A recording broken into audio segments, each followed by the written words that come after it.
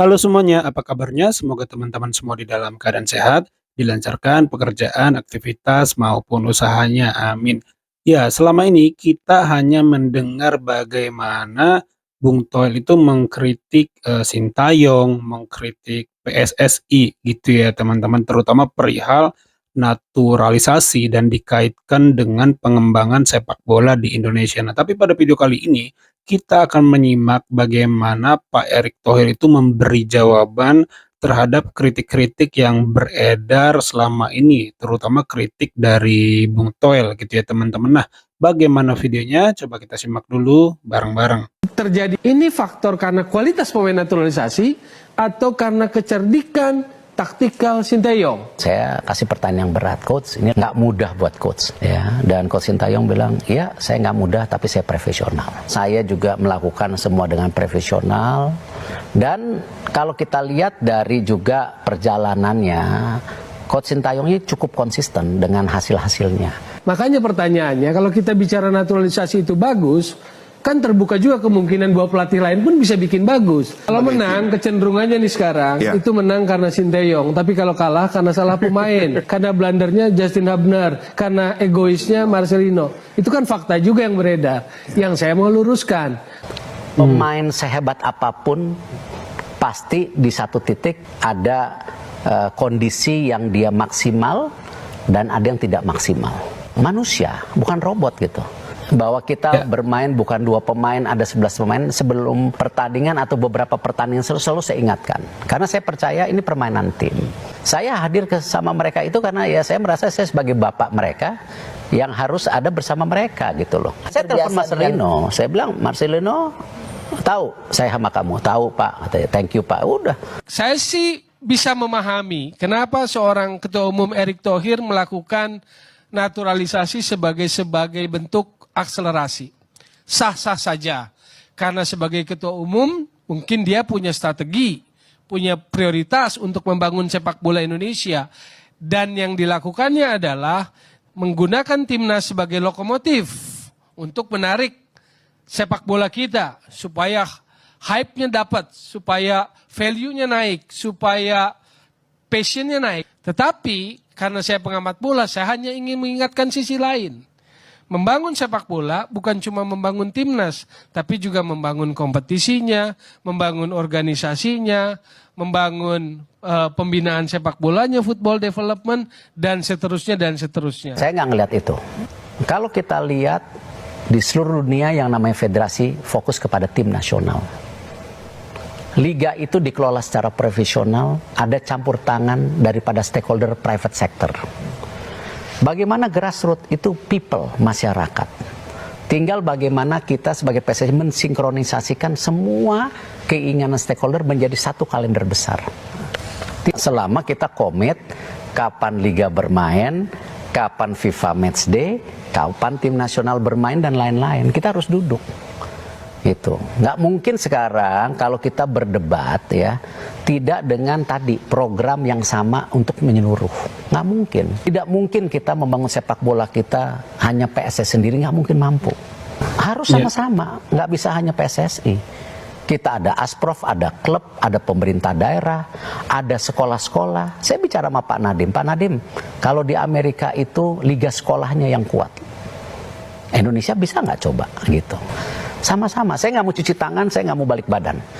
Nah itulah kenapa kalender, program, komitmen kita harus benahi satu-satu. Cuman tahun ini saya mau tim nasional dulu dan saya udah buktikan. Ini yang saya lakukan, kenapa misalnya kayak pemain naturalisasi juga, ya bukan sebuah hal yang baru sebenarnya naturalisasi di sepak bola Indonesia. Gini, kalau kita FIFA itu sangat global pemikirannya. Ya, karena FIFA tahu sepak bola ini olahraga nomor 1 di dunia. Artinya apa?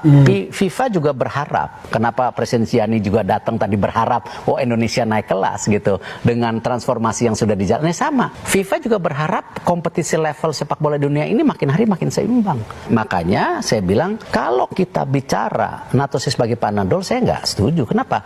Kalau kita lihat Prancis, namanya Mbappe, itu kenapa nggak Luis atau Ferrard gitu?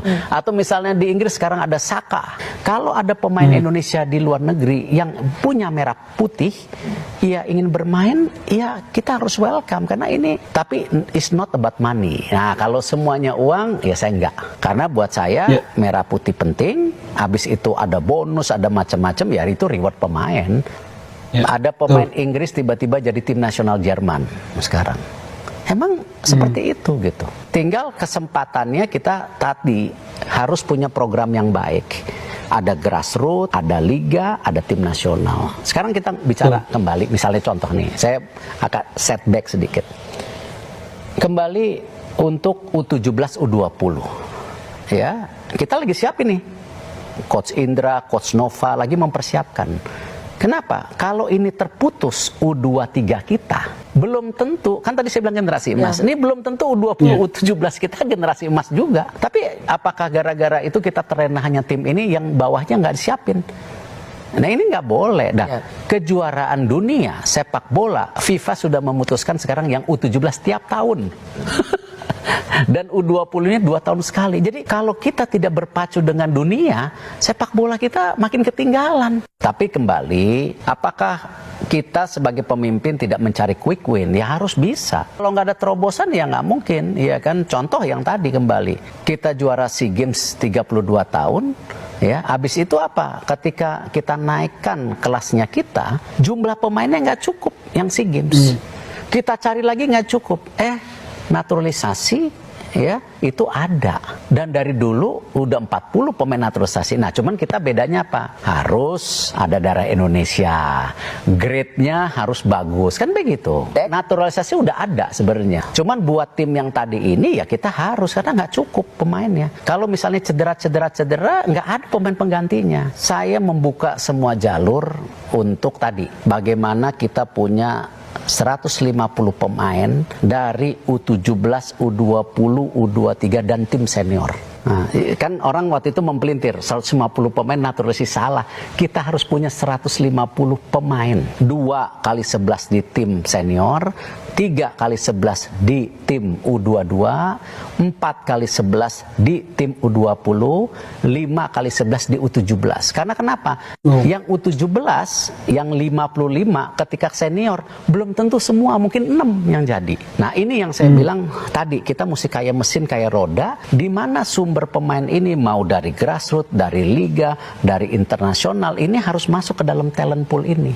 Ya, itu ya teman-teman jawaban Pak Erick Thohir secara tidak langsung pada kritik-kritik Bung Toel selama ini perihal pengembangan sepak bola di Indonesia. Ya teman-teman, tadi saya mengutip ya, seperti terobosan ya itu diperlukan gitu ya untuk membuat sepak bola Indonesia kita itu semua lini U17 ya dan seterusnya sampai yang senior itu terpenuhi. Tadi teman-teman dengar sendiri bagaimana banyaknya jumlah pemain yang dibutuhkan, dan itu grade-nya harus bagus juga kata Pak Erick Thohir untuk memenuhi timnas-timnas kita gitu, dari yang paling bawah gitu ya sampai yang level senior gitu ya teman-teman. Kalau bahasanya Bung Binder itu dibutuhkan materi pemain, lalu kedalaman skuad gitu ya untuk timnas Indonesia. Jadi saya pikir apa yang dilakukan Pak Erick Thohir sudah cukup baik ya, dan semoga itu bisa menjawab